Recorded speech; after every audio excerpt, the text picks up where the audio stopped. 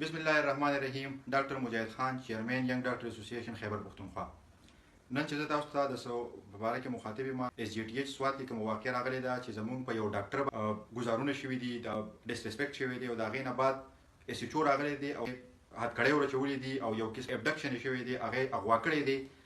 دې ته یې نه دي کتلی چې هلته کې به نور مریضان هم د ده په انډر کیر کار کوي او دا به هغې سره متاثره کېږي او یو قسمه ظالمانه اقدام یې وجود کړی دی. نو دا د هغې په حوالې سره دی. ینګ ډاکټر اسوسییشن دی، هلته کې چې کوم نور تنظیمونه دي د ډاکټرانو، د نرسز، د پیرامیډیک، هغې 3 ورځې ټایم هغې له ورکړی و چې هغې خپل مطالبات په هغې کې ایښو مخې ته چې زموږ دا مطالبات دي او جنون مطالبات دي چې وداوټ ډپارټمنټل اف آی آر چې دی هغه ډاکټر اغوا کړی شوی دی، په هغه باندې هلته ګزارونه شوي دي.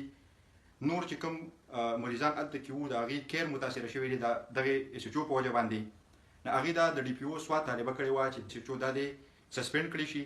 دغسې چې کوم ډي ایم ایس او دا خلک په هغې کې انوالډ دي هغه د لرې کړی شي. د دې سره سره موږ ته چې کوم دی پراپر چوکۍ راکړی شي چې په هغې کې ډي اس پي د رینک انډر د پولیس هلته کې کار کړي.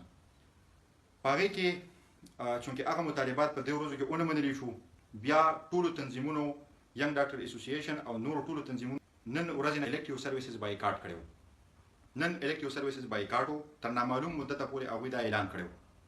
په هغې کې بیا یو مطالبه نیمه هغوی منلې ده، خو ډي پي او پکې چې کوم دی انکوایري کړې ده. ټول نه اولنۍ خبره زه دا کوم چې مونږ ایز ا واي ډي اے کې پي انکوایري چې کوم دی دا مونږ بالکل ریجکټ کوو.